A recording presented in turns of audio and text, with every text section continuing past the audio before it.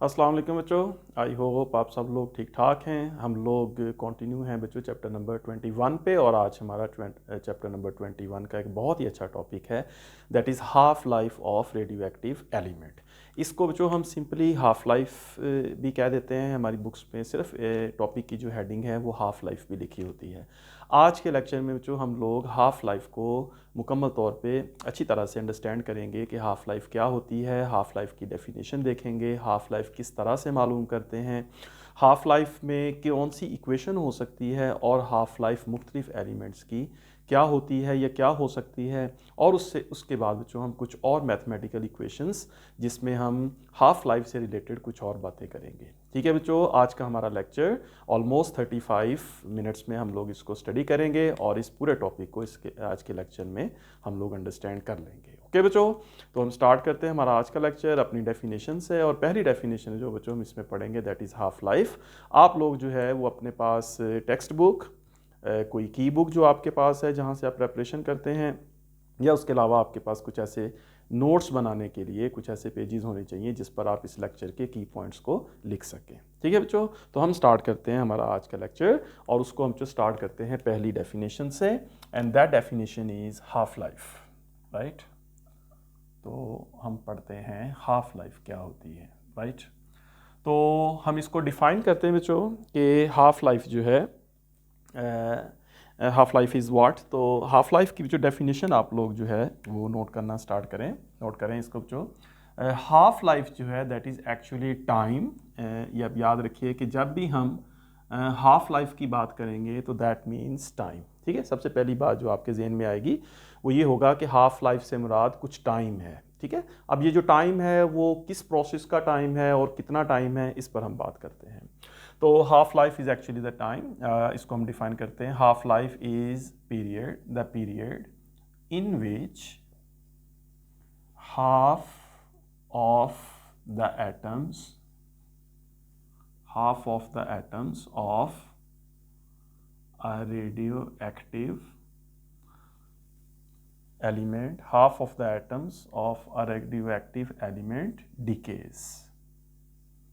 ठीक है बच्चों, इसको हम कह सकते हैं कि ये हमारे पास एक मुनासिब और एक कॉम्प्रिहेंसिव डेफिनेशन है कि जिसमें हाफ लाइफ को डिफाइन किया जा सकता है। ठीक है बच्चों, तो हाफ लाइफ जो है that is actually the period. इसकी जगह आप टाइम भी कह सकते हैं। ठीक है, एक ड्यूरेशन है, द ड्यूरेशन, द टाइम और the period in which half of the atoms of a radio active element decades. ठीक है बच्चों, देखिए बच्चों, इससे हमने पहले जो लेक्चर पढ़ा था, लेक्चर नंबर 6, उसमें हमने पढ़ा था न्यूक्लियर ट्रांसम्यूटेशन, या उसका नाम था न्यूक्लियर डीके।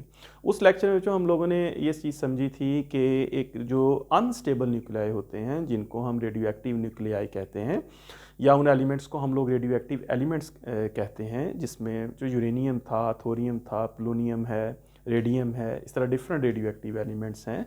ये जो रेडियो एक्टिव एलिमेंट्स हैं ये नेचुरली अनस्टेबल हैं, और ये अनस्टेबल होने की वजह से इनके न्यूक्लियाई में से अल्फ़ा, बीटा या गामा रेडिएशंस निकलती हैं। ठीक है, जैसे बच्चों यूरेनियम है, अगर हम बात करें यूरेनियम की, तो हमारे पास बच्चों यूरेनियम है दैट इज़ 23892। ये अगर बच्चों एक यूरेनियम न्यूक्लियाई है तो इस यूरेनियम न्यूक्लियाई में से अल्फ़ा पार्टिकल इमिट होता है। तो जो अल्फ़ा पार्टिकल अगर इसमें से निकले तो अल्फ़ा पार्टिकल के निकलने से जो ये जो यूरेनियम न्यूक्लियाई होता है ये चेंज होकर एक नया न्यूक्लियाई बन जाता है। दैट न्यूक्लियाई इज़ 234 एंड 90, और उसको बच्चों हम कहते हैं थोरियम। ठीक है, तो ये बच्चों एक नेचुरल प्रोसेस हुआ जिसमें एक यूरेनियम न्यूक्लियाई था, और ये यूरेनियम न्यूक्लियाई चेंज होकर बन गया थोरियम न्यूक्लियाई। तो इसमें जो हम क्या कहते हैं कि ये जो यूरेनियम न्यूक्लियाई है, बेसिकली ये यूरेनियम न्यूक्लियाई जो है ये डिके हो गया। राइट, इसके लिए हम वर्ड कहते हैं डिके। ये ट्रांसम्यूट हो गया, ये ट्रांसम्यूटेशन हो गई, इसकी इस न्यूक्लियस की ट्रांसम्यूटेशन हो गई एक नए न्यूक्लियस में विच इज़ थोरियम।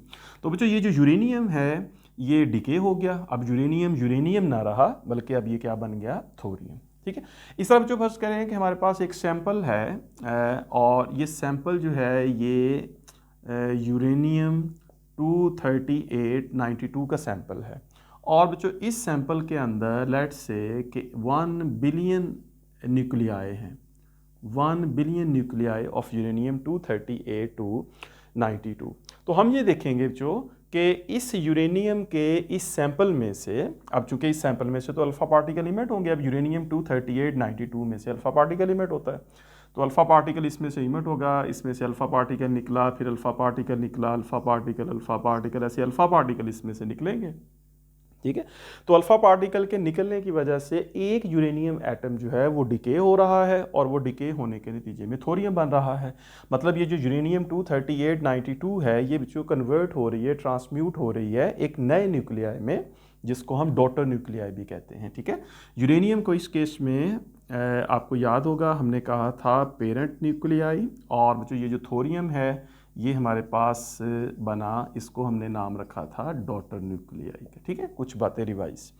तो इस सैंपल में ये जितने भी यूरेनियम 23892 के जितने भी एटम्स या न्यूक्लियाई हमने लिए हैं, लेट्स से 1 बिलियन, तो हाफ लाइफ का मतलब जो ये होगा कि कितने टाइम में इस यूरेनियम 23892 के एटम्स हाफ बिलियन हो जाते हैं। तो 1 बिलियन न्यूक्लियाई हमने लिए, और इसमें से अल्फ़ा इमिट होते रहे, और कॉन्टीन्यूसली अल्फ़ा इमिट होते होते न्यूक्लियाई की तादाद कम हो रही है, यूरेनियम न्यूक्लियाई की तादाद कम होना शुरू हो गई अल्फ़ा के निकलने से।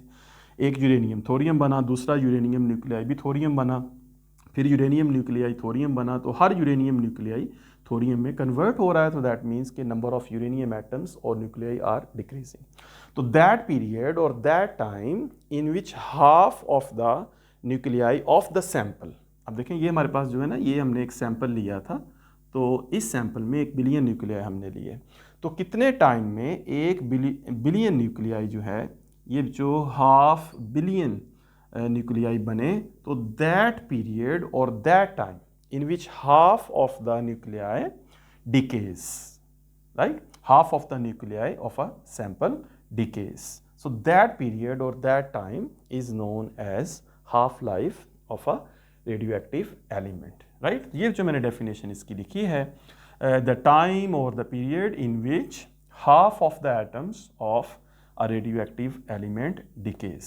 So that period or that time is known as half life, ठीक है बच्चों, समझ आइए आपको एग्जांपल की।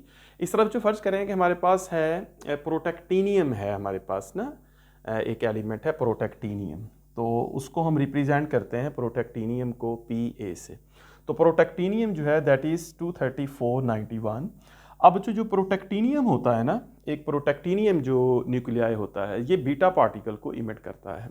तो प्रोटेक्टीनियम बच्चों जब बीटा पार्टिकल को इमिट करेगा, तो हम ये कहेंगे कि बीटा पार्टिकल को इमिट करके ये प्रोटेक्टेनियम जो है ये यूरेनियम बन जाता है। तो बीटा पार्टिकल में इसका मैस नंबर सेम रहेगा, ठीक है, ये हमने लास्ट लेक्चर में पढ़ा था, और चार्ज नंबर 1 ज़्यादा हो जाएगा।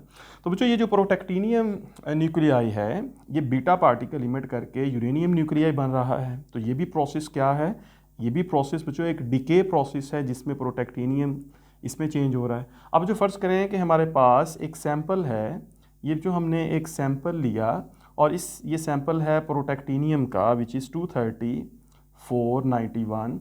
ये जो सैंपल जो है इसमें लेट्स से 10,000 न्यूक्लियाई हैं, हमने 10,000 न्यूक्लियाई लिए प्रोटेक्टीनियम के, तो दैट सैंपल कंटेन्स 10,000 न्यूक्लियाई। अब कितने टाइम में इसके जो न्यूक्लियाई हैं वो 10,000 से कम होके 5,000 रहेंगे, so that period will be the half life of protactinium sample, ठीक है। इस प्रोटेक्टीनियम की जो हाफ लाइफ है that will be the time in which half the number total number of nuclei remains half of the original number of nuclei. तो इस तरह से बच्चों जो नेचुरली प्रोसेस है जिसमें रेडियो एक्टिव एलिमेंट्स है, जितने भी नेचुरल एलिमेंट्स हैं अनस्टेबल जो है वो न्यूक्लियाई हैं, उन सब में बच्चों नेचुरली जो है ना अल्फ़ा बीटा पार्टिकल्स इमिट होते हैं, इवन गैमा रेडिएशंस भी। तो उसके नतीजे में जो पेरेंट न्यूक्लियाई हैं वो डॉटर न्यूक्लियाई बनते हैं।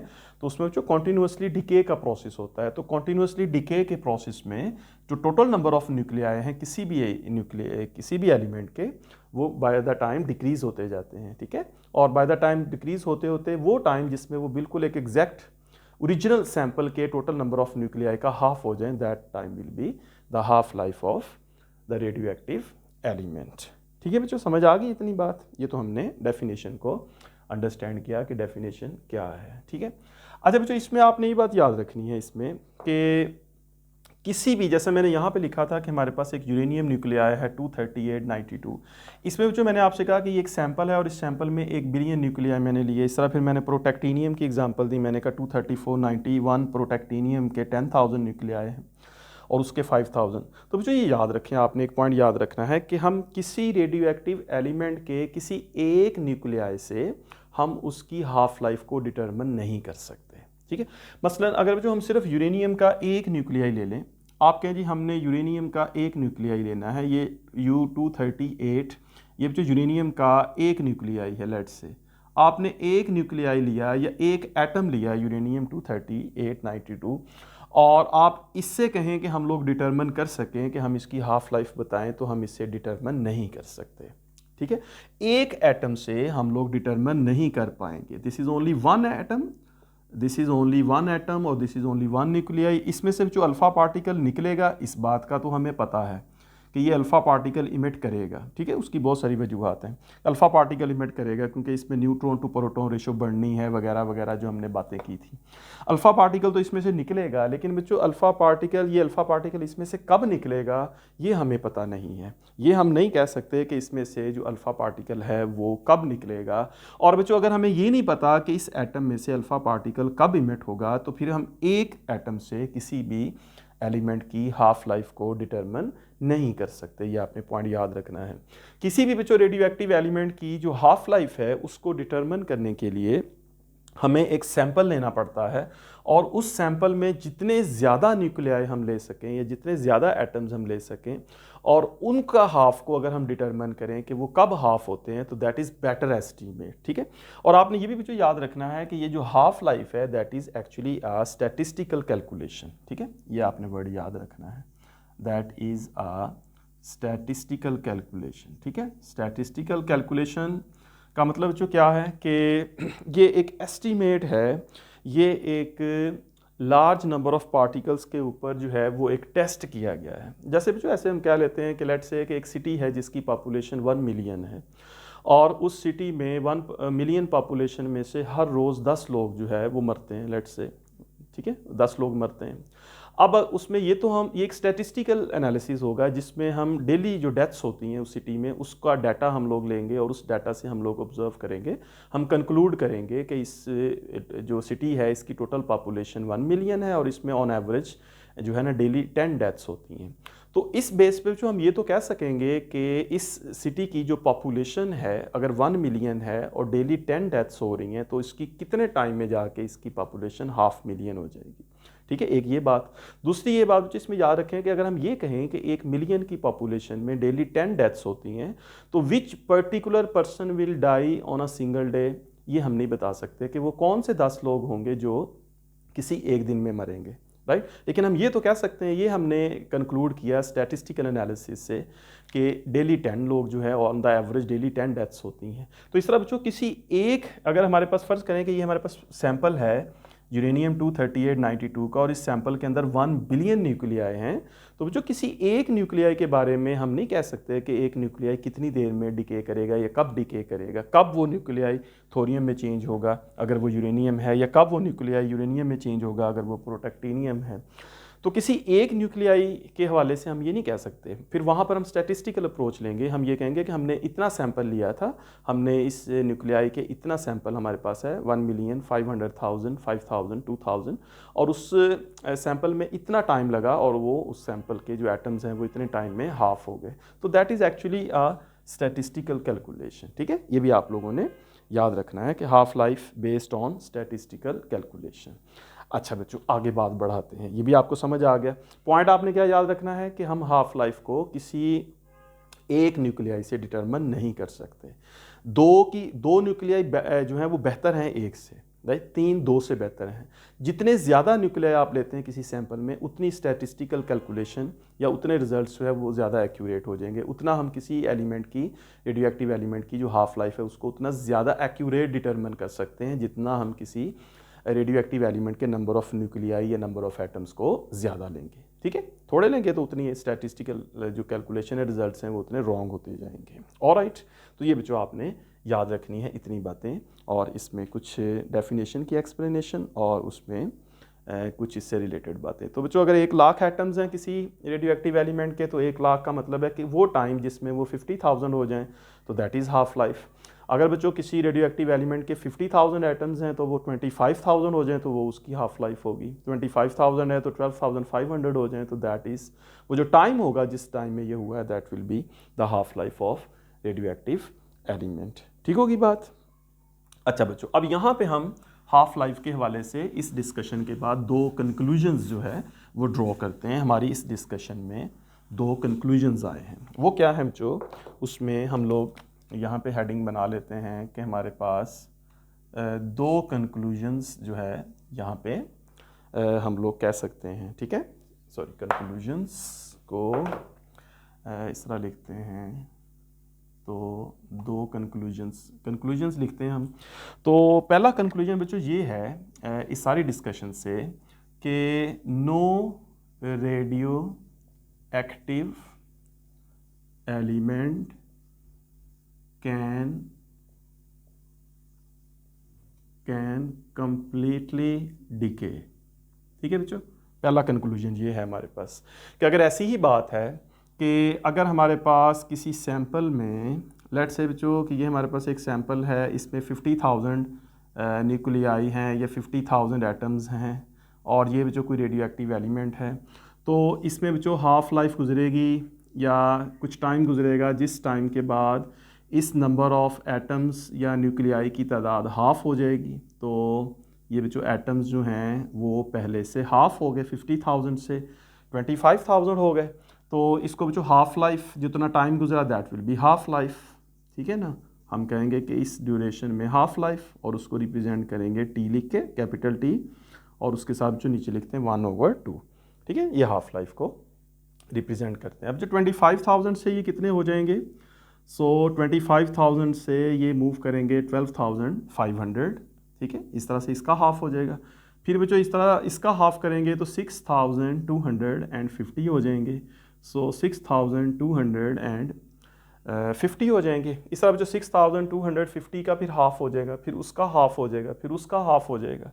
तो जो how much time is required for the atoms of this sample to completely decay. ये हमने एक सैंपल लिया था, दिस सैंपल इज 50,000 न्यूक्लियाई, ये हाफ हुए, फिर इसका हाफ हुआ, फिर उसका हाफ हुआ, फिर उसका हाफ हुआ, फिर उसका हाफ। तो the time in which all these atoms completely decay is undefined, या इसको बच्चों हम कह सकते हैं कि दैट रिक्वायर्स इन्फिनिट टाइम। ठीक है, तो that requires infinite time for any radio active element to completely decay. ये पहली बात, आपने इसका पहला कंक्लूजन याद रखना है। कोई भी सैंपल ले लें आप 25,000 से स्टार्ट कर लें, तो बिकॉज हर हाफ लाइफ के बाद जो है उस सैंपल ने पहले से हाफ होना है। So keep on doing the half, करते जाएं हाफ, करते जाएं हाफ, करते जाएं half, there is no end, right. Even 2 atoms, फिर एक, फिर हाफ, वो एक एटम जो लास्ट में बचेगा वो कब डिके करेगा, there is no definite time। ठीक है, so it requires infinite time for any radioactive element to completely decay। ये जो हमारे पास पहला जो है वो कंक्लूजन है जो हम यहाँ से ड्राइव कर सकते हैं, ये आपने याद रखना है, इन्फिनिट टाइम। ठीक है, अच्छा जो दूसरा कंक्लूजन ये है कि the number of atoms decaying, right, in any sample. तो दूसरा कंक्लूजन जो आपने लिखना है कि number of atoms decaying in any sample is proportional to the total number of atoms in the sample। ठीक है, ये दूसरा जो कंक्लूजन है हमारे पास।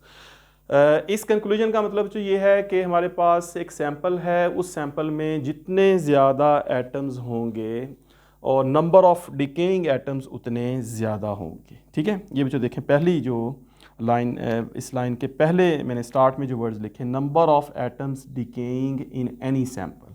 फर्स्ट कहने बच्चों ये जो नंबर ऑफ एटम्स डिकेइंग हैं दैट आर डेल्टा एन। ठीक है, that are delta N number of atoms is proportional to the total number of atoms in the sample. ठीक है, चलें बच्चों इसको इस तरह समझते हैं। फ़र्ज़ करें कि हमने एक सैंपल लिया, जिस सैंपल में टोटल नंबर ऑफ़ एटम्स जो हमने लिए वो कितने लिए 50,000, ठीक है। अब जो इस 50,000 एटम्स में से कितने नंबर ऑफ़ एटम्स डिकेइंग कितने होंगे, यानी 50,000 में से कितने डिके करेंगे तो हाफ लाइफ बनेगी, that will B 25,000, right. So 25,000 will decay, 5,000 atoms will decay अगर हमने सैंपल लिया हुआ है 50,000 एटम्स का, राइट। तो 25,000 डिके करेंगे। So this 25,000 are delta N and this 50,000 atoms are N, right. तो ये दोनों एक दूसरे के क्या हुए, proportional. So the number of atoms decaying are proportional. चलें इसको इस तरह देखते हैं। लेट्स से हमारे पास बच्चों किसी सैंपल में जो टोटल नंबर ऑफ एटम्स हैं एन वो है 25,000। आपने सैंपल ही 25,000 एटम्स का बनाया है, 25,000 न्यूक्लियाई का सैंपल है। तो इस 25,000 में जो हाफ लाइफ में डिके करेंगे that is 12,500 atoms, right. So this 12,500 atoms will be delta N and this 25,000 will be N, ठीक है ना। तो अगर टोटल नंबर ऑफ एटम्स 25,000 है तो डिके कितने करेंगे, इसका हाफ करेंगे, 12,500 इसकी हाफ लाइफ के लिए। अच्छा बच्चों अगर आपने किसी सैंपल में लिए ही 12,500 एटम्स हैं, ठीक है ना, कोई सैंपल ही आपने ऐसा बनाया है जिसमें 12,500 एटम्स आपने लिए हैं, अब इसकी हाफ लाइफ के लिए आपको कितना वेट करना पड़ेगा कि इसके 6,250 एटम्स जो हैं या न्यूक्लियाई जो हैं वो डिके कर जाएं उसके, ठीक है ना। सो इस केस में ये जो होगा that will be delta N. और इस तरफ जो कि 6,250 जो है वो हमने लिए हैं, तो इसका हाफ करें तो 3,125 एटम्स या न्यूक्लियाइज जो होंगे तो that will decay, that will make it's half life. तो इसकी हाफ लाइफ के लिए 6,250 की हाफ लाइफ के लिए इतने एटम्स डिके होने चाहिए, 12,500 के लिए इतने एटम्स डिके होंगे तो हाफ लाइफ बनेगी, 25,000 एटम्स के लिए 12,500 डिके करेंगे तो हाफ लाइफ होगी, 50,000 के लिए 25,000 एटम्स डिके करेंगे तो हाफ लाइफ होगी। इस तरह बच्चों अगर 1 मिलियन एटम्स हम ले लेते हैं किसी सैंपल में, let's say we have 1 million atoms, so 50,000 500,000 atoms will decay, 500,000 5 lakh atoms जो हैं वो 1 मिलियन में से डिके करेंगे तो वो उसकी हाफ लाइफ बनेगी। तो दूसरा कंक्लूजन हमारे पास बच्चों ये है कि number of atoms decaying in any sample is proportional to the total number of atoms in the sample. ये बच्चों दो कंक्लूजन आपने याद रखने हैं, ठीक है। ऑलराइट, समझ आ गई इतनी बात। तो ये दोनों बातें याद रखनी है। No radio active element can completely decay, ठीक है, हाफ होते जाएंगे, हाफ होते जाएंगे, दे विल नेवर फिनिश, मुकम्मल डिके नहीं होंगे। दैट अगर हुए तो that requires infinite time, so much time for any radioactive sample to decay. दूसरा बच्चों number of atoms decaying in any sample is proportional to the total number of atoms in the sample. ये दोनों बातें आप लोग याद रखें, ठीक होगी बात, नोट करें इसको। ओके जी, ऑलराइट। अब इस बच्चों इन दोनों रिजल्ट्स को, इन दोनों कंक्लूजन्स को हम एक मैथमेटिकल रिजल्ट की तरफ लेके जाते हैं और इसको बच्चों हम एक मैथमेटिकल मॉडल या मैथमेटिकल फॉर्म में इन रिजल्ट्स को लिखते हैं, ठीक है। चलिए इसको मैं अरेज करता हूँ। तो इन दोनों रिजल्ट्स को मैथमेटिकल फॉर्म में अगर हम लेके जाएं तो इसको बच्चों इस तरह लिखते हैं, लेट, तो यहाँ मैं लिखता हूँ बच्चों लेट देयर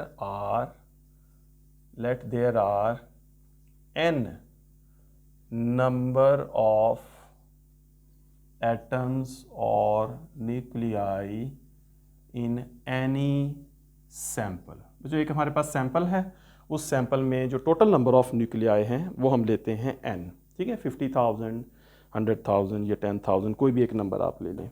उसके बाद जो हम ये कहते हैं कि let delta n number of atoms are the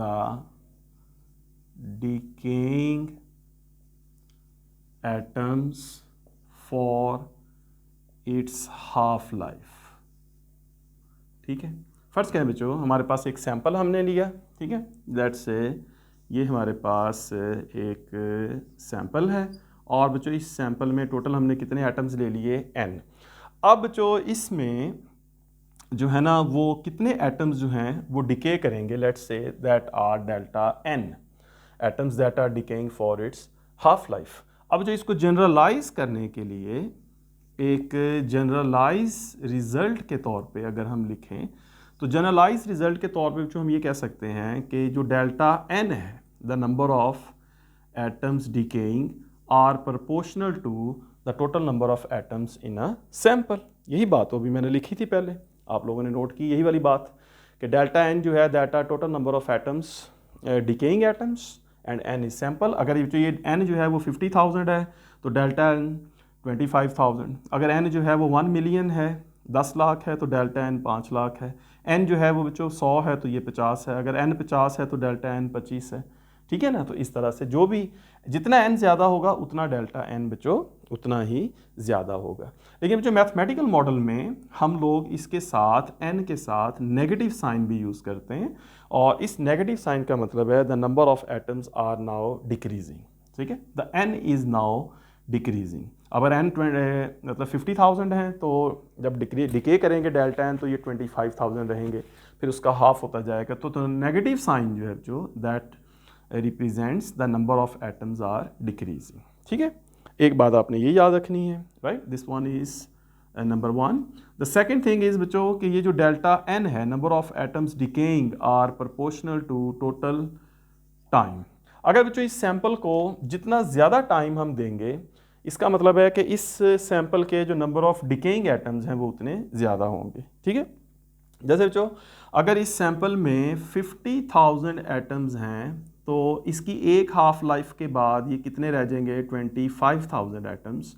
और अगर बच्चों इसकी हम नेक्स्ट हाफ लाइफ की बात करें तो ये आ जाएंगे 12,500 एटम्स रह जाएंगे। फिर उसके बाद बच्चों अगर इसको मज़ीद हम कंटिन्यू रखें तो जितना टाइम ज़्यादा होता जाएगा, जितना टाइम हम ज़्यादा इसको देंगे तो उस टाइम में नंबर ऑफ डिकेइंग एटम्स उतने ज़्यादा होते जाएंगे। So number of decaying atoms are proportional to the total time given to the sample. ठीक है, तो अगर हम सैंपल को बना लेंगे और सैंपल को हम रख देंगे तो उस सैंपल को जितना ज़्यादा टाइम देंगे उस टाइम में बच्चों सैंपल के उतने ही एटम्स डिके करते जाएंगे। ठीक है, ये बात समझ आ गई आप लोगों को? ऑलराइट, नोट करें इसको।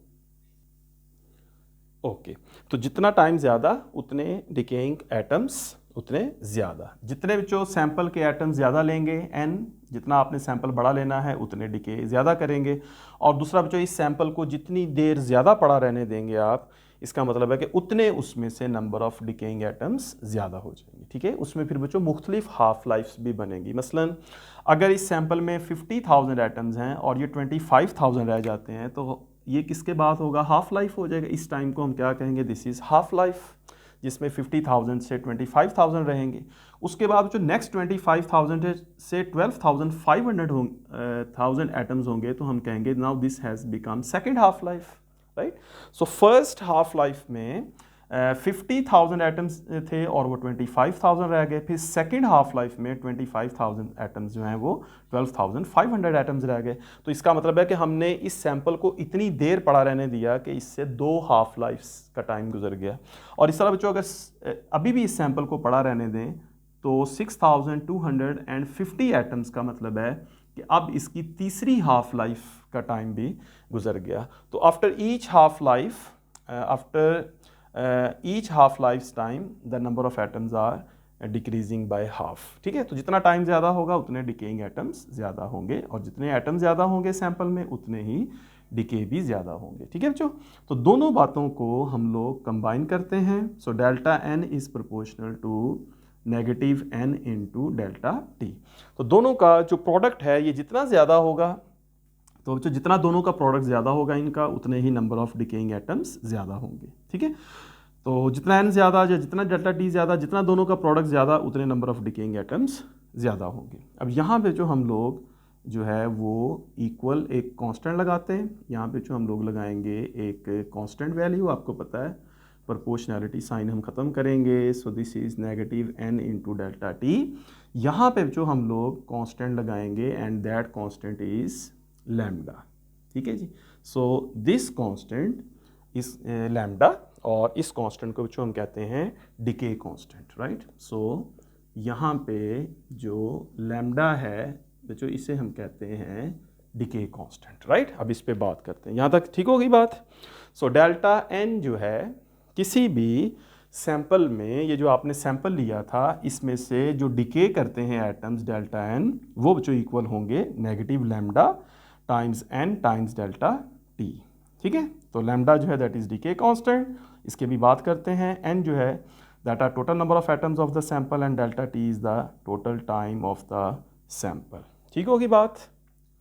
चलें जी, इसको यहाँ लिखता हूँ मैं बच्चों। इस इक्वेशन से ये जो हमारे पास बन गई डेल्टा एन वाली इक्वेशन, इस इक्वेशन से बच्चों अगर हम लैम्डा की बात करें और लैम्डा को यहाँ से जो हम लोग एक तरफ करें, तो लैम्डा को जो मैं लिख सकता हूँ that is equals to negative delta N upon N into delta T, या इसको जो यूँ भी लिख सकते हैं कि ये जो लैम्डा है that is equals to negative delta N upon N over delta T. लिख सकते हैं इसको इस तरह से। ये जो n है इसको मैंने इसके साथ लिख दिया, तो negative delta N upon N over delta T.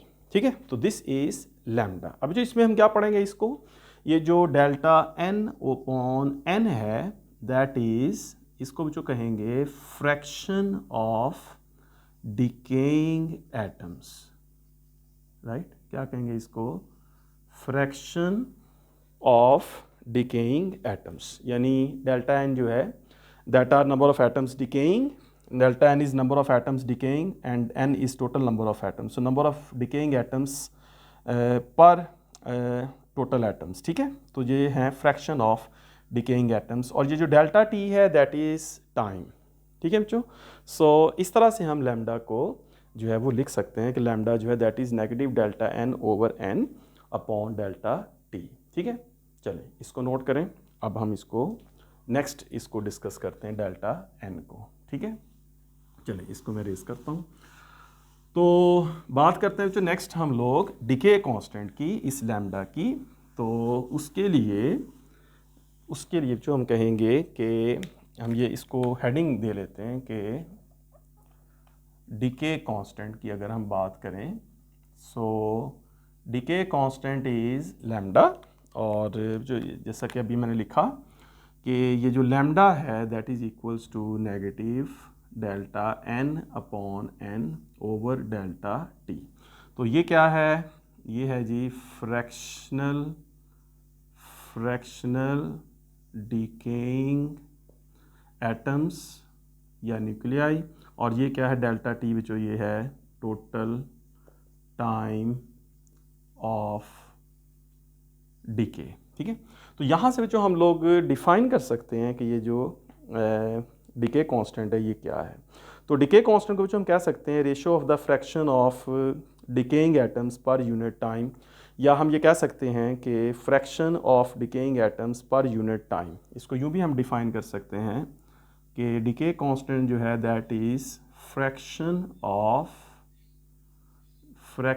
Of decaying atoms per unit time. ठीक है, या बच्चों इसको यूँ भी कह सकते हैं, आप सिंपल आप कह लें number of decaying atoms per unit time. इसका मतलब जो ये है कि किसी रेडियो एक्टिव एलिमेंट की जो डिके कांस्टेंट है वो क्या है। ये जो लैम्डा है, अब याद रखें कि लैम्डा जो है ना बच्चों ये हर रेडियो एक्टिव एलिमेंट का डिफरेंट होगा। यूरेनियम का radio active lambda for uranium, lambda for thorium, lambda for protactinium, इस तरह रेडियम, इस तरह रेडॉन, इस तरह डिफरेंट पोलोनियम, जितने भी रेडियो एक्टिव एलिमेंट हैं सबके लैम्डा की वैल्यू डिफरेंट है। और जो लैम्डा की वैल्यू बताएगी number of decaying atoms per unit time. First करें बच्चों, अगर किसी जगह लिखा है लैम्डा जो है that is 100, so it means के उस रेडियो एक्टिव एलिमेंट के 100 एटम्स डिके करते हैं पर सेकेंड। ठीक है, 100 एटम्स डिकेइंग पर सेकेंड। अब इसमें जो ये याद रखें कि ये जो मैंने लिखा है ना डेल्टा एन अपॉन एन, इसके बच्चों कोई यूनिट नहीं होंगे। This quantity has no units because this is ratio. ठीक है, डेल्टा एन ओवर एन ये रेशो है तो इसके कोई यूनिट नहीं होंगे। डेल्टा टी जो है बच्चों ये टाइम है तो इसके यूनिट होंगे, और वो यूनिट क्या होंगे, सेकेंड। तो इस इक्वेशन से अगर हम लैम्डा की बात करें तो लैम्डा के बच्चों यूनिट जो है इसमें जो ऊपर वाली क्वांटिटी है उसके कोई यूनिट नहीं है, नो यूनिट्स, और जो नीचे है बच्चों उसके सेकेंड हैं। तो इसका मतलब है कि इसको हम पर सेकेंड जो है वो लिख सकते हैं। तो जो लैम्डा जो है दैट इज़ पर सेकेंड। तो अगर किसी रेडियो एक्टिव एलिमेंट में लिखा है कि उसका जो लैम्डा है दैट इज़ 100 पर सेकेंड, सो दैट मीन्स उस रेडियो एक्टिव एलिमेंट के 100 न्यूक्लियाई डिके कर रहे हैं पर सेकेंड, ठीक है। और अगर किसी का लैम्डा 1000 है, सो दैट मीन्स कि उस रेडियो एक्टिव न्यूक्लियाई के, उस रेडियो एक्टिव एलिमेंट के 1000 एटम्स डिके करते हैं, 1000 न्यूक्लियाई डिके करते हैं पर सेकेंड, ठीक है। तो ये जो हमारे पास होगा लैम्डा, तो लैम्डा के यूनिट क्या आपने लिखने हैं पर सेकेंड, और इसकी जो डायमेंशन है वो आपने लिखनी है T-1 अगर हमें कहीं से पूछी जाती है, ठीक है। तो ये बच्चों हमारे पास बात हो गई डिके कांस्टेंट की, राइट। चलें इसको नोट करें। नेक्स्ट बच्चों हम करते हैं डिके कर्व, ठीक है। यहाँ पर एक कर्व है, एक ग्राफ है जिसको हमने देखना है, और that graph represents half life of radio active element. तो उसको जो हम हेडिंग बना लेते हैं डिके कर्व, ठीक है। तो इसको डिके कर्व जो है ये अगली हेडिंग हम बना लेते हैं। डिके कर्व जो है ये बच्चों हम ग्राफ बनाएंगे, और इस ग्राफ में एक तरफ टाइम लेंगे और दूसरी तरफ number of radio active nuclei लेंगे, ठीक है। तो ये क्या है बच्चों, जो डिके कर्व है that is a graph, decay curve is a graph representing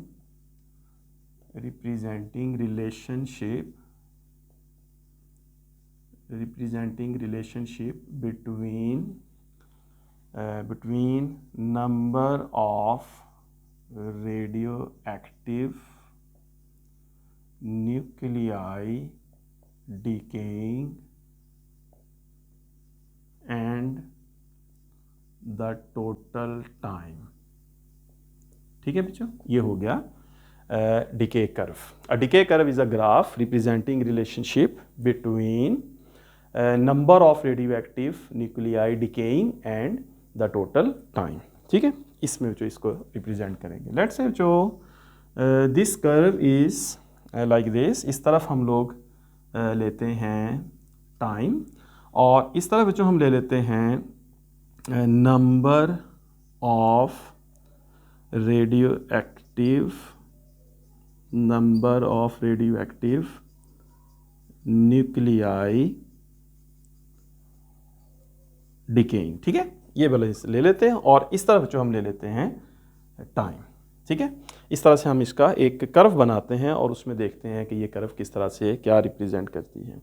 let's say जो कि हमारे पास एक सैंपल है, और उस सैंपल में टोटल नंबर ऑफ एटम्स जो हैं दैट आर n0, ठीक है बच्चों। उस सैंपल में total number of atoms n0 हैं, और लेट्स से कि एक छोटा सा बॉक्स अगर मैं यहाँ बना दूँ, तो इस बॉक्स में अगर मैं उन एटम्स को या उन न्यूक्लियाइज को दिखाऊं, न्यूक्लियाई को, तो ये बच्चों मैंने कुछ दिखाए हैं, ठीक है। तकरीबन 16 न्यूक्लियाई ये बने हैं, right. So this is 16 nuclei. इस वक्त उस सैंपल का जो टाइम है दैट इज़ 0, ठीक है। सो time is 0, so the sample has 16 nuclei. अब जो कुछ टाइम गुजरेगा, और कुछ टाइम गुजरने के बाद लेट्स से जो कुछ टाइम गुजरा, and that time is half life T1/2। तो हमें पता है बच्चों ये जो सैंपल है इसके 16 न्यूक्लियाई हैं या कुछ नंबर ऑफ न्यूक्लियाई हैं। तो बच्चों ये जो न्यूक्लियाई हैं इनकी जो तादाद है वो हाफ हो जाएगी। तो अब बच्चों जो न्यूक्लियाई हमारे पास बचेंगे दैट विल बी 8, राइट। इस सिचुएशन में 8 न्यूक्लियाई हमारे पास बच गए, ठीक है। सो पहले कितने थे n0, अब जो इस स्टेज पर आके न्यूक्लियाई कितने हो गए n0/2 which is half, right, which is half of the original nuclei. फिर भी जो कुछ टाइम गुजरा, और उस टाइम में that time must be the same, उस टाइम में that will B second half life, ठीक है। यहाँ से अगर हम शुरू करें T1/2 से, तो फिर T1/2 टाइम लगना है। तो स्टार्ट से अगर हम देखें बच्चों तो कितना टाइम गुजर गया 2T1/2, यानी अब उसका जो टाइम है वो स्टार्ट से अगर देखें तो 2 हाफ लाइफ्स हो गई। और यहाँ पे बच्चों जो नंबर ऑफ एटम्स बचेंगे, let's say that are now number of atoms are now 4, ठीक है ना। तो 4 न्यूक्लियाई डिके हो गई और 4 बाकी बची। इस तरह बच्चों अगर तीसरी हाफ लाइफ गुजरेगी that is 3T1/2, so the number of atoms decaying are now 2 and the remaining are 2। तो हमारे पास 4 न्यूक्लियाई से बन जाएंगे 2 न्यूक्लियाई, और इस तरह बच्चों फर्दर जो है फिर एक न्यूक्लियाई जो है यहाँ पे बाकी बचेगा, that will B fourth half life. ठीक है, तो इस तरह से जो हम देखते हैं कि जैसे जैसे टाइम स्पेंड होता है, हमारे पास जो सैंपल था, ओरिजिनल सैंपल जो था, दैट हैड ओनली 16 न्यूक्लियाई, ये जो डॉट्स मैंने लगाए थे, तो that was the time when t was 0। So t 0 से t 1/2 हुआ, तो यहाँ से बच्चों ये जो न्यूक्लियाई हैं ये इसके हाफ हो गए।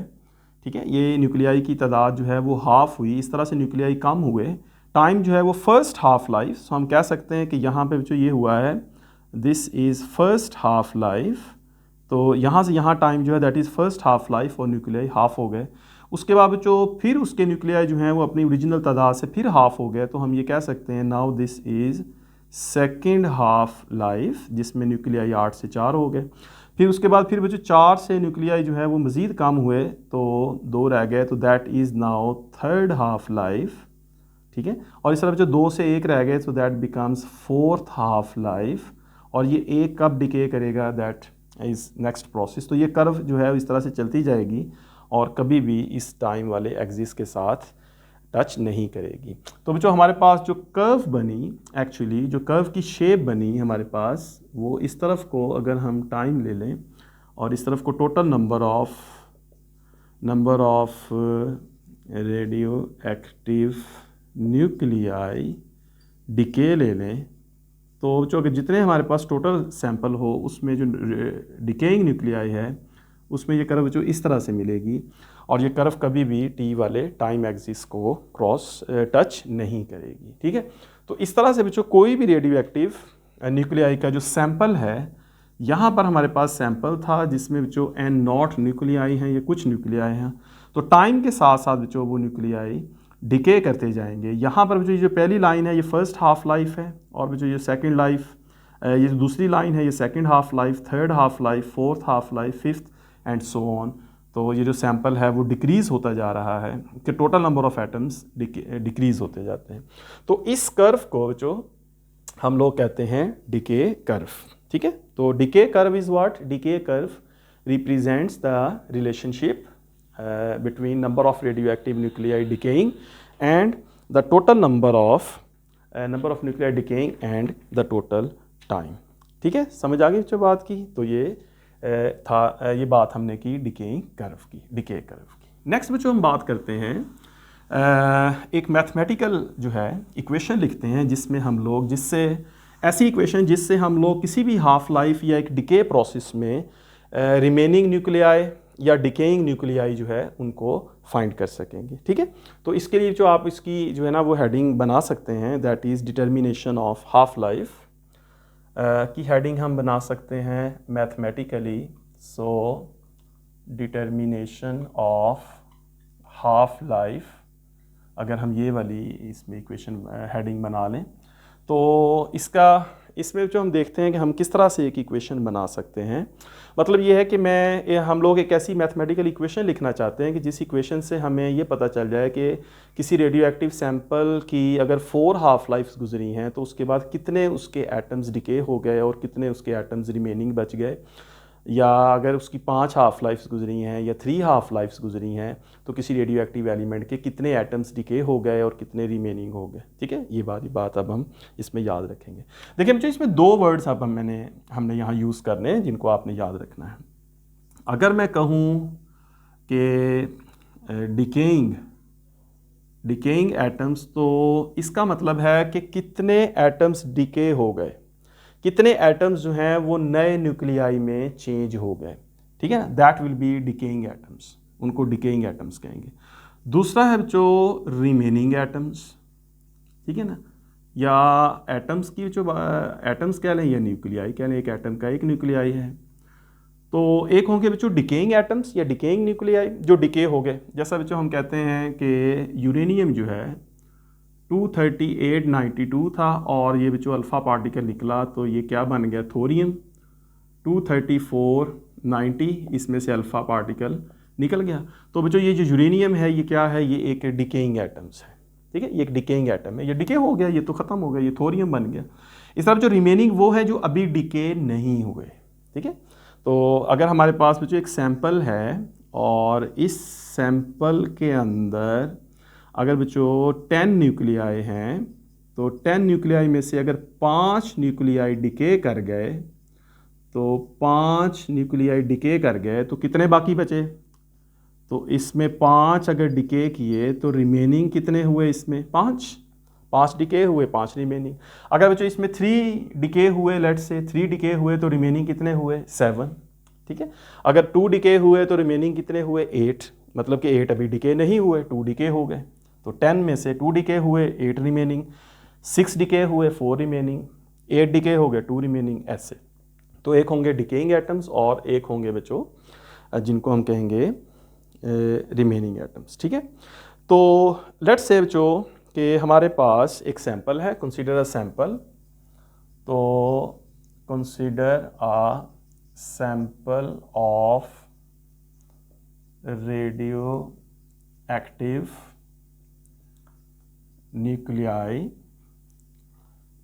consists of n naught nuclei। ठीक है, n naught number of nuclei, n naught number of nuclei। First कर लें बच्चों, हमारे पास एक सैंपल है। ये बच्चों हमारे पास एक सैंपल है। ये हमने एक यूरेनियम यानी कि यूरेनियम का या किसी भी रेडियो एक्टिव एलिमेंट का, और इसमें जो हमने कितने टोटल न्यूक्लियाई हैं? n naught। ठीक है, मतलब टोटल नंबर ऑफ हम लिखते हैं कि टोटल नंबर ऑफ न्यूक्लियाई जो हैं that are equals to n naught। ठीक है, ये बात समझ आ गई आपको? यहाँ से स्टार्ट करते हैं कि हमारे पास सैंपल है और सैंपल के अंदर n naught न्यूक्लियाई हैं। अच्छा बच्चों, after first half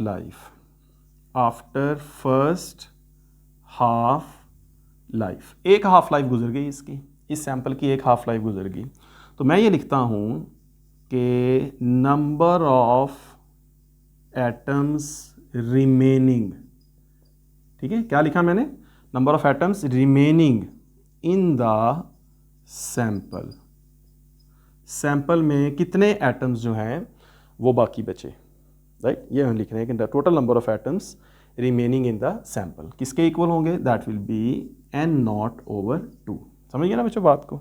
so that is n naught over 2, क्योंकि ये सैंपल है। हाफ लाइफ का मतलब है, अगर बच्चों इस सैंपल में हाफ लाइफ है तो इसमें से हाफ लाइफ का मतलब है कितने डिके हो गए? n naught by 2।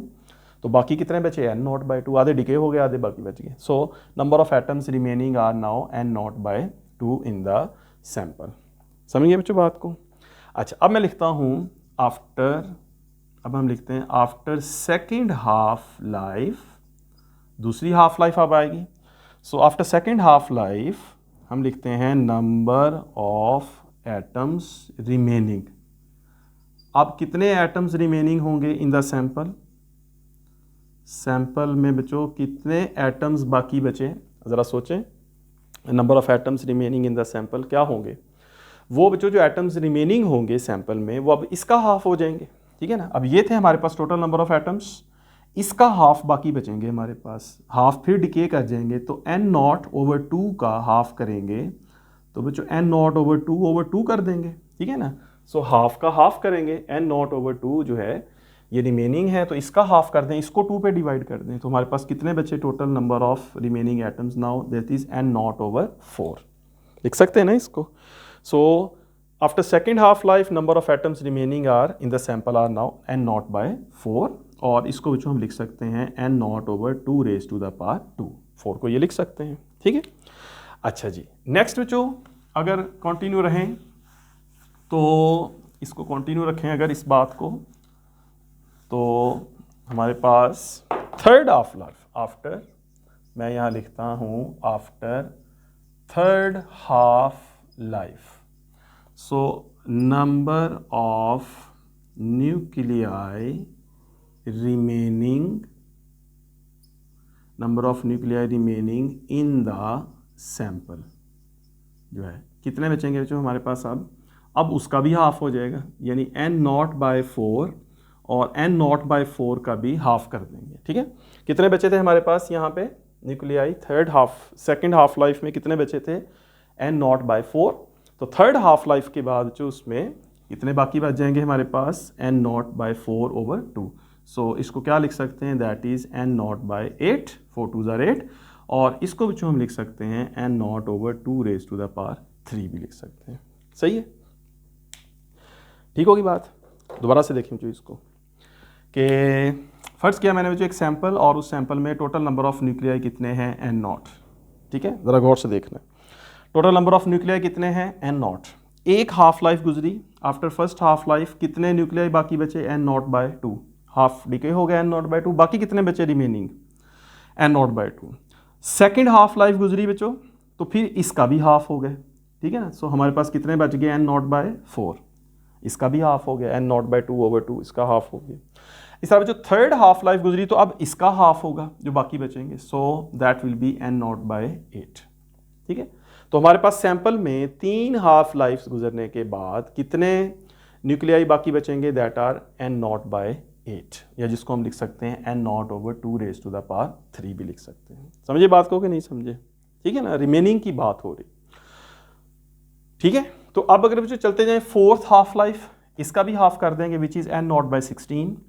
ठीक है, तो अगर फोर्थ हाफ लाइफ की बात करें तो that will be n naught by 16, और उसको लिख सकते हैं n not over 2 raise to the power 4। ठीक है ना, फिर फिफ्थ आ जाएगा 32, इस तरह चलते जाएंगे। तो इसको बच्चों हम जनरलाइज कर देते हैं, इस रिजल्ट को हम जनरलाइज कर देते हैं कि हमारे पास एक जनरलाइज वे हो, तो हम ये लिख सकते हैं total number of nuclei remaining in any sample after n half lives। ठीक है बच्चों, समझे ना बात को, total number of nuclei remaining in any sample after n half lives, so that will be equals to n naught over 2 raise to the power n। ठीक है, 2 raise to the power n किस तरह लिखा मैंने, ये देखें बच्चों, पहली हाफ लाइफ में हमारे पास सिर्फ n नॉट है। ठीक है, सिर्फ n नॉट को बच्चों हम क्या लिख सकते हैं, 2 रेज़ टू द पावर 0 लिख सकते हैं, यानी n not over 2 raise to the power 0। 2 raise to the power 0 किसके इक्वल होगा, 1 के, मतलब किसी भी नंबर की 0 पावर लें तो वो किसके इक्वल होती है, 1 के। तो n नॉट को लिख सकते हैं n not over 2 raise to the power 0, 2 raise to the power 0 is 1, n not over 1 n not आ जाएगी। ठीक है, अच्छा बेटा सेकेंड हाफ लाइफ यानी फर्स्ट हाफ लाइफ के बाद कितने एटम्स बाकी बचे, n नॉट बाय 2, तो n नॉट बाय 2 को हम लिख सकते हैं n not over 2 raise to the power 1। ठीक है ना, सिर्फ 2 लिखा है तो 2 रेज़ टू द पावर 1 लिख सकते हैं। After second half life number of atoms remaining, इसका हाफ यानी n नॉट ओवर 4, और बच्चों n नॉट ओवर 4 को हम किसके इक्वल लिख सकते हैं, n not over 2 raise to the power 2। ठीक है ना, तो यहाँ पे हमारे पास क्या बच गया, 2 रेज़ टू द पावर 2 आ गया। तो यहाँ 2 रेज़ टू द पावर 0 था, 2 raise to the power 1, 2 raise to the power 2। तो number of nuclear remaining in the sample after third half life बच्चों अगर आप देखें तो n not over 2 raise to the power 3 आ गया थर्ड हाफ लाइफ में। इस तरह फोर्थ हाफ लाइफ में 2 रेज़ टू द पावर कितना आ गया, 4 आ गया, तो n not over 2 raise to the power 4। तो इसका मतलब है कि अब हम इसको जनरलाइज वे में लिख सकते हैं। अब हमारे पास एक बड़ा अच्छा जनरलाइज्ड वे जो है वो बन सकता है जिसमें हम इसको लिख सकते हैं। तो वो क्या है बच्चों कि total number of atoms remaining any sample after n half life, तो बच्चों उसमें फिर n not over 2 raise to the power n जो है ये हमारे पास एक जनरलाइज्ड फॉर्म आ जाएगी। ठीक है, समझ आ गई बात की, n not over 2 raise to the power n। इसमें बच्चों आप देखें अगर आप चाहते हैं जी कि फर्स्ट हाफ लाइफ के बाद कितने एटम्स बाकी बचेंगे तो n की जगह 1 लगा दें, तो that is 2 raise to the power 1, n not over 2 आ जाएगा। ठीक है, सेकेंड हाफ लाइफ के बाद कितने एटम्स बाकी बचेंगे, n not over 2 raise to the power 2, यानी 2 रेज़ टू द पावर 2 4, तो सेकेंड हाफ लाइफ के बाद इतने बाकी बचेंगे। थर्ड हाफ लाइफ के बाद कितने बचेंगे, तो n की जगह 3 लगा देंगे, so n will be 3, so n not over 2 raise to the power 3 which is 8, तो 3 आ जाएगा, इस तरह 4 आ जाएगा। तो कितनी हाफ लाइफ के बाद यानी कितने एटम्स रिमेनिंग होंगे किस हाफ लाइफ के बाद, जो हम इस रिलेशन से उसको फाइंड कर सकते हैं which is n not over 2 raise to the power n। तो ये बच्चों इसका एक हम कह सकते हैं कि ये हमारे पास इसका एक जनरलाइज्ड फार्मूला बन गया। ऑलराइट, ठीक होगी बात बच्चों, नोट कर लें इसको। ओके, ठीक होगी बात बच्चों, तो ये आप लोग नोट कर लें, ये डिटर्मिनेशन ऑफ हाफ लाइफ, यानी हेडिंग मैंने बनाई थी। इसका मतलब है कि आप कोई भी हाफ लाइफ इस एक्सप्रेशन से हम लोग फाइंड कर सकते हैं, और ये सारा उसका मैथमेटिकल एक्सप्रेशन था। तो जनरलाइज फॉर्म में बच्चों हम we can find any value of half life, यानी we can find remaining atoms, we can find remaining atoms in any sample equals to n naught over 2 raised to the power n, या बच्चों इसको यूँ भी लिख सकते हैं 1/2n times n naught, यानी इस तरह से इसको लहदा से लिख के n naught से मल्टीप्लाई करें। और n naught क्या है? n naught है बच्चों total number of atoms in sample. ठीक है, ये हो गया हमारे। तो ये जो रिमेनिंग एटम्स का ये फार्मूला आपने याद रखना है, 1/2 raised to the power n into n naught इसको कह सकते हैं। अब जो यहाँ से सवाल पैदा होता है कि क्या हम डिकेइंग एटम्स फाइंड कर सकते हैं? ठीक है, तो अगर हमने number of decaying atoms find करने हों, लेट्स से अगर हमने number of decaying atoms find करने हो, रिमेनिंग तो वो है ना जो सैंपल में बाकी बच गए हैं, तो डिकेइंग बच्चों जो अगर हमने फाइंड करने हों तो वो किस तरह से हम फाइंड कर सकते हैं? तो ये देखें बच्चों, इसको हम कर सकते हैं कि नंबर ऑफ डिकेइंग एटम्स या न्यूक्लियाई जो होंगे वो बच्चों क्या होंगे, जो डिके हुए उसको हम लिखेंगे that are equals to n naught, मतलब हमारे पास टोटल सैंपल में कितने एटम्स थे n naught, और उसमें से जो कितने डिके हो गए रिमेनिंग जो थे वो कितने थे n naught over 2 raised to the power n। तो बच्चों number of decaying atoms will be equals to n naught minus n naught over 2 raised to the power n। ठीक है, जैसे बच्चों अगर मैं आपसे ये कहूँ कि ये हमारे पास सैंपल है, सैंपल के अंदर बच्चों 10 एटम्स हैं, तो 10 एटम्स बच्चों इसमें थे, लेकिन बच्चों इसमें से 4 रिमेनिंग है, तो इसका मतलब बच्चों कितने इसमें से डिके कितने हुए, तो that will be 10 minus 4 equals to 6। तो 6 जो है ये कौन से होंगे, ये डिकेइंग एटम्स होंगे जो डिके हो गए, जो चले गए, ठीक है, ट्रांसफॉर्म हो गए।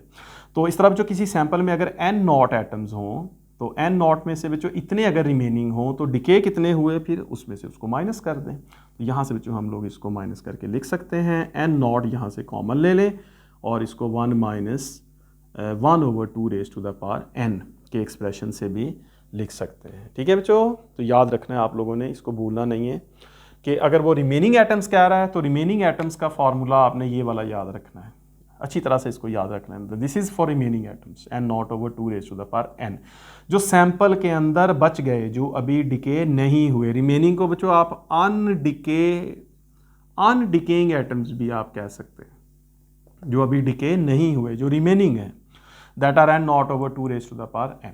और बच्चों कितने डिके हो गए, कितने ट्रांसफॉर्म हो गए, वो बच्चों टोटल में से अगर रिमेनिंग वालों को माइनस कर दें, ये बच्चों टोटल है और ये कौन से थे रिमेनिंग, तो टोटल माइनस रिमेनिंग जो है that is equals to decaying atoms. ठीक है, तो ये बच्चों आपने फार्मूला अच्छी तरह से याद रखना है। क्लियर होगी बच्चों बात?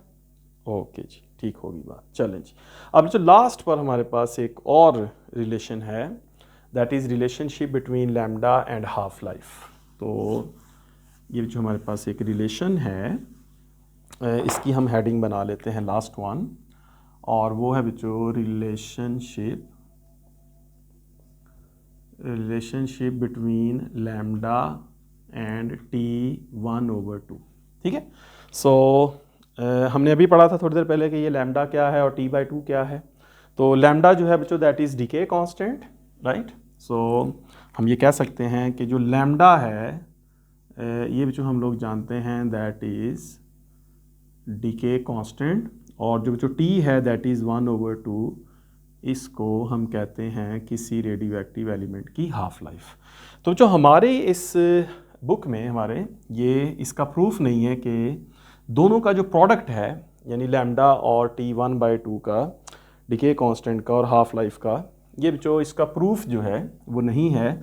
विदाउट प्रूफ हमारे ये लिखा हुआ है कि लैम्डा इंटू T1/2 जो है दैट इज़ इक्वल्स टू 0.693। ये जो एक एक्सप्रेशन है, मैथमेटिकल एक्सप्रेशन, लास्ट पर हमारे लिखा हुआ है that is relation between decay constant and half life. तो यहाँ से जो हाफ लाइफ अगर हमें फाइंड करना हो तो T1/2 0.693 ओवर लैम्डा, ये हम यहाँ से लिख सकते हैं। ठीक है, तो वैसे तो बच्चों यहाँ तक बात ख़त्म, हमारा ये टॉपिक जो है ये हम कह सकते हैं कि यहाँ पे ये टॉपिक हमारा ख़त्म हो गया। इसमें नेक्स्ट कुछ एग्जांपल्स हो सकती हैं कि जो रेडियो एक्टिव न्यूक्लियाई हैं उनकी क्या एग्जांपल्स हैं। उसमें जो रेडियो एक्टिव में अगर हम बात करें एग्जांपल्स की, तो यूरेनियम जो है ना बच्चों हमारे पास 23892, इसकी जो हाफ लाइफ है दैट इज़ ऑलमोस्ट 4.5 × 10⁻⁹ ईयर्स है। यानी इतनी देर के बाद यूरेनियम का कोई भी सैंपल जितने भी नंबर ऑफ़ एटम्स लेंगे वो हाफ हो जाएगा। और इसके बाद बच्चों अगर हम बात करें कुछ रेडियम की, तो रेडियम जो है वो 226 और 88 है, और इसका 1620 जो है 1620 ईयर्स बच्चों इसकी हाफ लाइफ है। यानी इतने टाइम के बाद रेडियम जो है ये हाफ, इसके सैंपल के एटम्स हाफ हो जाते हैं। इस तरह बच्चों रेडॉन है उसकी 3.8 डेज़ है, और बच्चों यूरेनियम 239 जो है उसकी 23.5 जो है ये हाफ लाइफ होती है। तो यहाँ पे बच्चों आपका ये जो क्वेश्चन है ये आपने यहाँ तक इसको कंक्लूड करना है, यहाँ तक इसको कंप्लीट करना है। ठीक है, अब जो इसका जो सैंपल इसका जो इसकी डेरिवेशन है ना कि ये किस तरह से आता है, ये मैं लास्ट पे थोड़ा सा ऐड कर देता हूँ। ये जस्ट आपकी एक कन्वीनियंस के लिए कि ये किस तरह से ये एक्सप्रेशन बनता है। वैसे आपको ज़रूरत नहीं है, FSc examination point of view से ये आपको नहीं लिखना, इसमें जस्ट आपने डायरेक्ट लिखना है। लेकिन इसका जो एक रिलेशन है मैथमेटिकल वो मैं यहाँ पे ड्राइव कर देता हूँ ताकि आप लोगों को पता हो कि ये किस तरह से ये जो एक्सप्रेशन है ये बनता है। ठीक है, इसमें जो मैथमेटिक्स है, ये जो हमारे मेडिकल के स्टूडेंट्स हैं उन्होंने इसको थोड़ा सा ये चीज़ नहीं पढ़ी होगी मैथमेटिक्स वाली, तो इसलिए आपके सिलेबस में ये वाला जो पार्ट है इसकी डेरिवेशन वाला पार्ट वो नहीं है। ठीक है, तो इसकी बच्चों जो डेरिवेशन है यहाँ से ऑनवर्ड बस आप इसको एक दफ़ा देख लें और कहीं नोट कर लें, आपने इसको एग्जामिनेशन पॉइंट ऑफ व्यू से नहीं करना। तो जैसा कि बच्चों आपको पता है कि ये इक्वेशन मैंने लिखी थी, डेल्टा एन जो है that is equals to lambda minus lambda N into delta T.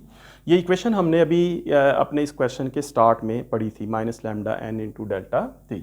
तो यहाँ पे बच्चों इसको ये जो डेल्टा है इसको डी लिख लेते हैं, D N, this is equals to negative lambda N into D T, right. जिस तरह डेरिवेटिव्स जिस तरह हम लिखते हैं, हमने पढ़ा था वेलोसिटी जो है that is equals to D X by D T, तो इस तरह से कुछ। तो ये जो डेल्टा एन को डी एन लिखा, अब एन को इस तरफ ले आएँ तो ये जो हमारे पास बनेगा D N over N that is equals to negative lambda into D T. तो दोनों तरफ जो इसको इंटीग्रेट करते हैं हम, इंटीग्रेट जो है ये एक मैथमेटिकल एक्सप्रेशन है जिसमें हम लोग बच्चों वैल्यूज़ को सम करते हैं एक तरह से। तो इसको हम लोग सम करेंगे एन नॉट से एन तक, यानी हमारे पास कोई सैंपल है और उसमें जो टोटल एटम्स हैं वो बच्चों एन नॉट हैं, और एन नॉट से वो सैंपल्स एटम्स जो है वो चेंज होके एन होते हैं, और उसको कितना टाइम लगता है that is from 0 to T1/2, यानी उसकी हाफ लाइफ का टाइम लगता है। तो ये जो हमारे पास log of e into N बनता है इसका आंसर। अगर इसको सॉल्व करें तो that is N naught to N. यहाँ पे बच्चों नेगेटिव लैम्डा जो है ये कॉमन आएगा और इसको सॉल्व करके इसका आंसर t आएगा, और यहाँ पे इसकी लिमिट 0 से T1/2। अगर इसको बच्चों सॉल्व करें n की जगह हम इसको लिखते हैं log of e into N, N की जगह n लिखेंगे, minus log of e into N naught लिखेंगे, बीच में माइनस। तो ये बच्चों हमारे पास बनेगा नेगेटिव लैम्डा, और इस t की जगह पहले लिखेंगे t इंटू 1/2 माइनस 0। ठीक है, उसके बाद बच्चों ये जो एक्सप्रेशन है हमारा, इस एक्सप्रेशन को हम लोग लिख सकते हैं log of e into N over N naught, minus है तो यूँ लिख सकते हैं log को, log की प्रॉपर्टी है, और negative into lambda into T1/2। ठीक है, तो ये हमारे पास इस तरह से ये एक्सप्रेशन जो है ये बनेगा। तो इसमें जो ये जो है ना n इंटू एन नॉट, तो n जो है एक हाफ लाइफ के बाद after one half life n becomes half. अगर सैंपल में n नॉट एटम्स हैं तो उसका हाफ हो जाएंगे n। तो इसमें अगर हम लगा दें तो ये हमारे पास log ऑफ e, ये जो n की जगह n नॉट ओवर 2/2 आ जाएगा, ओवर n नॉट आ जाएगा यहाँ पे, और ये जो नेगेटिव लैम्डा इंटू T1/2। तो ये n नॉट से कट जाएगा जो log ऑफ e इंटू 1/2, ये होगा नेगेटिव लैम्डा इंटू T1/2, और इसको भी जो अगर हम सॉल्व करें तो 0.693 this is negative lambda into T 1/2।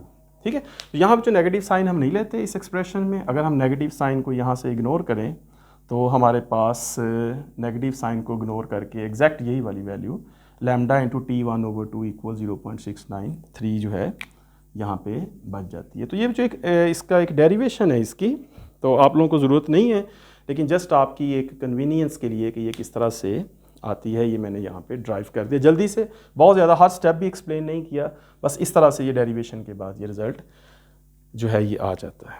और राइट बच्चों, तो ये याद रखें, यहाँ तक आपका ये क्वेश्चन जो है हाफ लाइफ का कंप्लीट हुआ। लेक्चर थोड़ा सा लेंथी हो गया लास्ट से, ये 4-5 मिनट्स इस पे लगे हैं। तो लेकिन बच्चों बहरहाल इस लेक्चर में आप लोगों को कंप्लीट जो है ना हाफ लाइफ की अंडरस्टैंडिंग डेवलप हो जानी चाहिए, और इसकी जो डिफरेंट टर्म्स हैं उनको भी आप अंडरस्टैंड आपको कर लेना चाहिए, आप कर चुके होंगे। ठीक है बच्चों, अभी भी अगर आप लोगों को कोई क्वेश्चन है आप लोग कमेंट्स में या मुझे मैसेज करें, आपको मैं उसका कोशिश करूंगा कि रिप्लाई दूं, और आपके किसी भी क्वेश्चन की सेटिस्फेक्शन हो। आप लोग बच्चों इस वीडियो लेक्चर को ख़ुद भी देखें और इसको अपने फ्रेंड्स और क्लास फेलोज़ के साथ भी ज़रूर शेयर करें। ठीक है बच्चों, और अच्छा सा पढ़ते रहें। अब आपसे मिलेंगे लेक्चर नंबर 7 में, interaction of radiations with matter वाले लेक्चर में। तब तक बच्चों अपना ख्याल रखें, अच्छा सा पढ़ते रहें। Take care, all the best.